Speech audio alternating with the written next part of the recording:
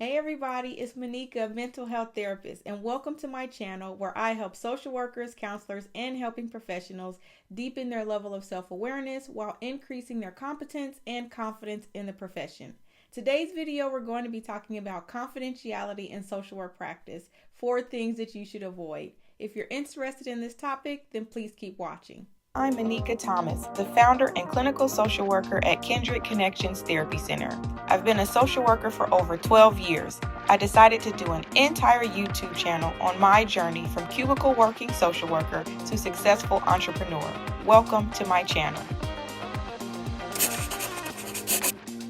As you already know, the NASW Code of Ethics guides our work with clients as it relates to confidentiality and privacy. And when I looked at the NASW Code of Ethics under confidentiality and privacy, it lists A through W, which is about 23 points of confidentiality.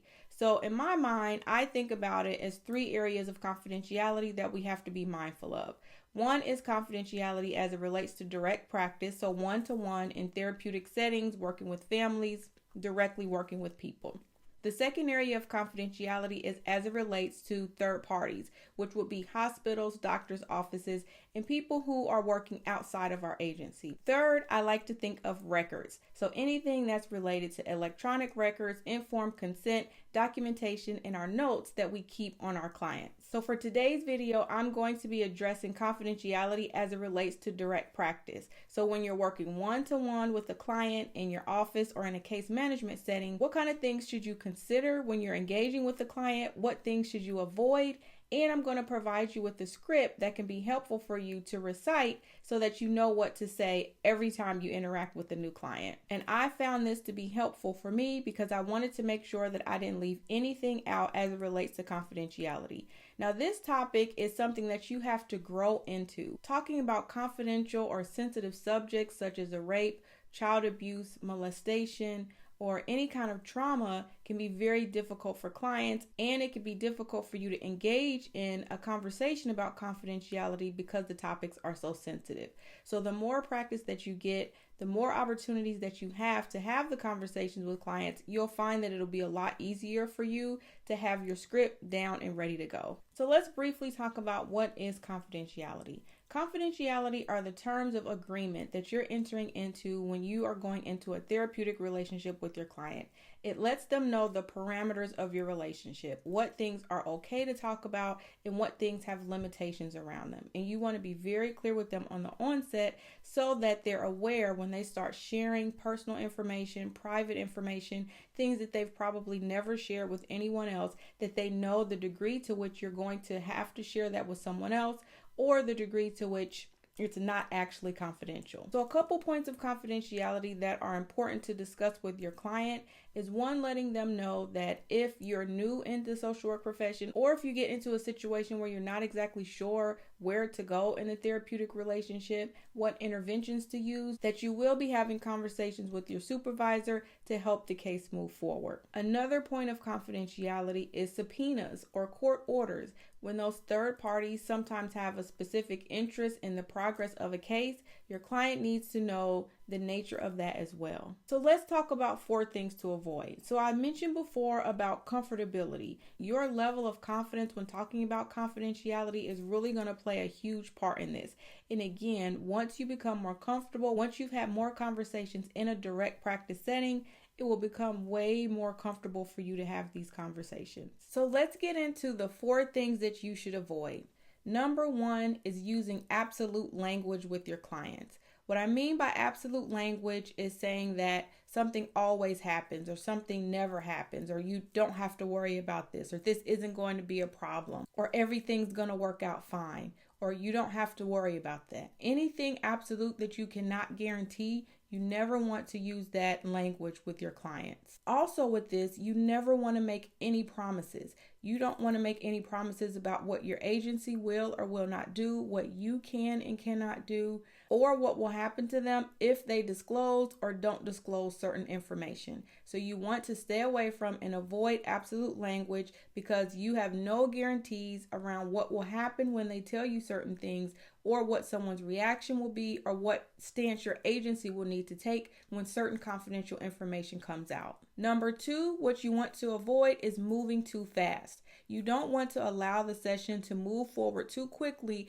before you've outlined the terms and parameters of confidentiality. When you're first meeting with a client and you're attempting to gain rapport, it's very easy to just start a conversation in a dialogue, and you might forget to do your informed consent, and you might forget to go over your terms of confidentiality. So you want to make sure that you slow down, you take your time, and that you don't rush into the session when personal or private things start to come up. You want to make sure that you're fully protected and that you've done everything that you needed to do on the onset, and that the client knows the repercussions and what can happen when they tell you those personal and private things. Because the last thing that you want to do is to start a very intense and heavy conversation when you've not outlined the terms and the limitations of confidentiality. Number 3, what you want to avoid is relying on someone else to report your suspicions of abuse or neglect. Because we are mandated reporters, if you get the information about abuse and neglect, it's your responsibility to report. You don't have to wait or rely on a teacher. You don't have to wait or rely on your supervisor. You definitely want to have the conversation with your supervisor, but it's not their responsibility to report for you. So make sure that you get very comfortable with making the call, with gathering the information, with getting all the details and all the facts before you report any suspicions of abuse or neglect.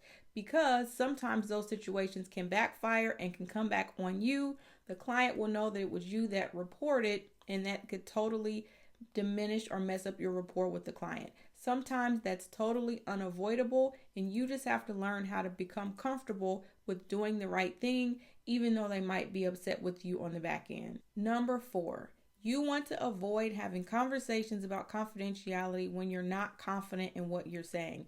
When you have these conversations, again, you're going to be asking about abuse, neglect, trauma, difficult things that have happened to people, difficult things that are hard to talk about, cutting, suicide. So you have to know when you have conversations around confidentiality and your need to report, that you have those conversations with confidence. Don't second guess yourself. Don't say, well, I'm not exactly sure, or I might have to report. You have to know exactly what you're saying to the client. You have to convey it with confidence so that they're clear about what's going on, and that there's no issue around what's going to be reported and to whom it's going to be reported to. So what this means is you're going to have to practice. You're going to have a script. You're going to have something that you say repeatedly over and over again, so that it just becomes second nature for you to say when it's time to have the conversation. So with that, let's get into the scripts. So what I want to do is I want to talk about an adult script that I use, as well as a script that I use with children,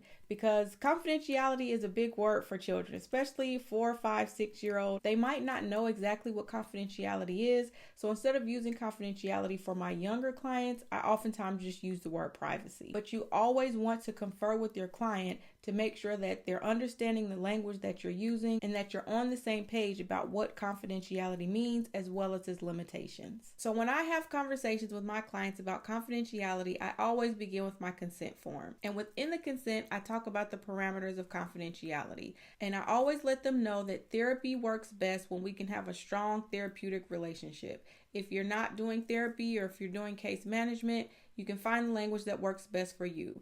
This service delivery works better when we're able to have a trusting and open relationship. And I explain to my clients, I have certain responsibilities to you, just like you have certain responsibilities to me. My responsibilities to you are to treat you with dignity and respect, to listen to your story, and to listen in full. Your responsibilities are to me are to let me know if any of your information changes, if at any moment you feel that the counseling or therapy session isn't going in the direction in which you would like for it to go, or if there's any other concerns that comes up. So for my adult script, I let them know that everything that we talk about in the session is completely confidential, and I won't share their information with anyone who doesn't have a need or a right to know. And if I do share your information, it's only after they've signed a consent form allowing me to do so. So if your husband calls, if your wife calls, or if someone your employer calls and asks how is such and such doing in therapy, I will not share any information unless I have a signed consent form from you. And I also let my parents of school-age children know that I won't share any information with the school as it relates to diagnosis and treatment unless there's a signed release of information on file. I do have a template for school, so you're able to check that out. I'll put that in the description, and it's just a boilerplate letter that you can send to a school letting them know about the diagnosis of ADHD, how it presents in a child, and what your treatment interventions are. And that's all the information that a school would need to know, but it's up to the parent to also talk with you about how much they want to share with the school. So if you would like to check out the ADHD template, you can check that out in the description below. So again, going back to my adult clients, when I'm working with them, talking about confidentiality before we've even gone into any depth into the session, I've not done any assessment. I've just gone over the intake forms. I let them know that everything that we discuss is completely confidential. And the only time that I have to break confidentiality is if you tell me that you want to harm me, if you tell me you want to harm someone else, or if you tell me that you want to harm yourself. So if you're having any thoughts of suicide or thoughts that you want to kill yourself, I have to report that to the proper authorities because I am a mandated reporter. I also tell my parents, if your child reveals to me that they've been abused or neglected, I also have to report that to the appropriate authorities as well. Then I make sure that I have an agreement that they understand the terms of confidentiality. I ask if they have any questions around the limitations. And if they don't, then we proceed with the diagnostic assessment. For my young children that I work with, I ask them, do you know what privacy means? Do you know what it means to keep something private? And oftentimes they'll say, yeah, it means that you don't tell anybody about it, that you keep it to yourself.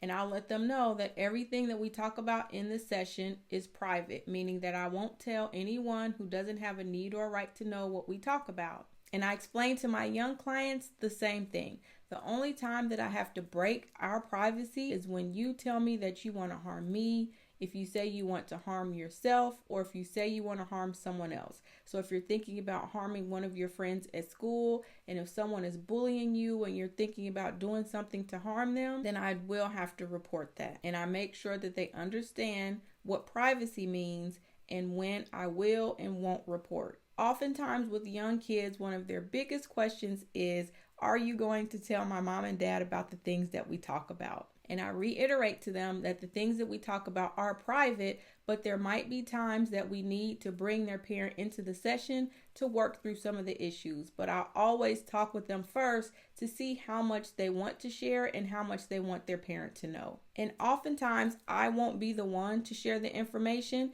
I always work to empower my client to help give them a voice so they're able to speak for themselves. But you have to be careful to know the dynamics of the family, to know the roles in the family, and when that's safe to do that, or when you can potentially be putting the child in harm's way or in danger. If I know it's not the best situation for the child to be their own advocate, then I will be the voice of the child and I will champion for their rights in the session. And that way you can sometimes avoid the child being blamed for making the parent look bad. So you always have to check the dynamics of the family first to know how to engage with those sensitive and difficult topics. So thank you for watching this video. I hope that you found it helpful. If you did, please like, subscribe, or share. I'll be uploading more videos to help you boost your competence and build your confidence in the social work profession. Thank you all so much for watching, and as always, be well.